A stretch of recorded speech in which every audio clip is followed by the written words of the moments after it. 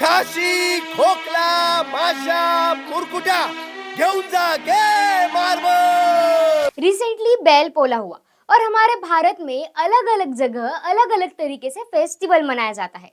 और ऐसा ही एक फेस्टिव सेलिब्रेशन होता है नागपुर में, जिसे मारबत कहा जाता है।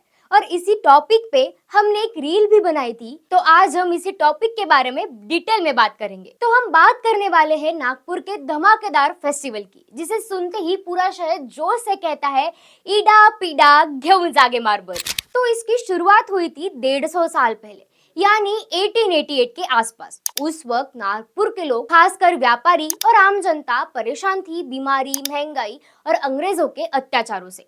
तो हुआ यूं कि उस समय भोसले वंश की रानी बाकाबाई ने अंग्रेजों से हाथ मिलाया। तभी से शुरू हुआ ये अनोखा आंदोलन। लोगों ने बड़े बड़े कठपुतली जैसे पुतले बनाए, जिन्हें कहते हैं मारबत और बड़ग्या। ये पुतले असल में समाज की बुराइयां और अन्याय के प्रतीक थे, और इन पुतलों को पूरे शहर में जुलूस निकाल कर, नारे लगाकर आखिर में जला दिया जाता था।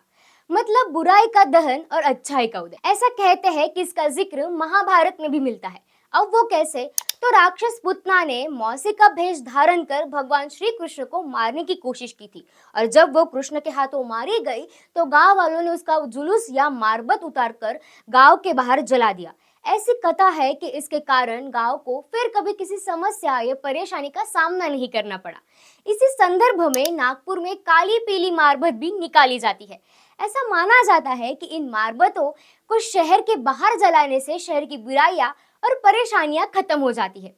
देखा जाए तो पीली मारबत यानी रानी बाकाबाई का प्रतीक है, और काली मारबत बुराई और अशांति का प्रतीक। और इन दो मारबतों को, मतलब इन दो पुतलों को, पूरे शहर में घुमाकर उसका जुलूस निकाला जाता है और बाद में उसे जलाया भी जाता है। यह फेस्टिवल बैल पोले के अगले दिन, मतलब तान्हा पोला पे बनाया जाता है, और आज भी नागपुर में ये परंपरा पूरे जोश से निभाई जाती है। आपको रंग बिरंगे जुलूस दिखेंगे, ढोल ताशे के थाप पर नाचते लोग, बच्चे बुजुर्ग सब एक साथ। हर साल नए नए मुद्दों पर मारबत और बड़ग्या बनाए जाते हैं। कभी महंगाई, कभी भ्रष्टाचार, तो कभी सोशल इश्यूज। यानी ये सिर्फ धार्मिक संस्कृति पर्व नहीं है, बल्कि पब्लिक वॉइस भी है। तो दोस्तों, नागपुर का ये फेस्टिवल बताता है कि हमारी संस्कृति कितनी लाइव और रिवॉल्यूशनरी है। 150 साल पहले ही आम जनता ने कला और उत्सव को हथियार बना लिया था। तो अगली बार जब आप नागपुर में हो, अगस्त सितंबर के महीने में हो, तो इस जोशीले मारबत उत्सव को मिस मत करना। ढोल ताशे, नारेबाजी और समाज के लिए उठती आवाजें, ये सब आपको एक अलग एनर्जी देंगे। तो दोस्तों, मेरे साथ बोलिए ईडा पीडा घेऊन जागे मारबत।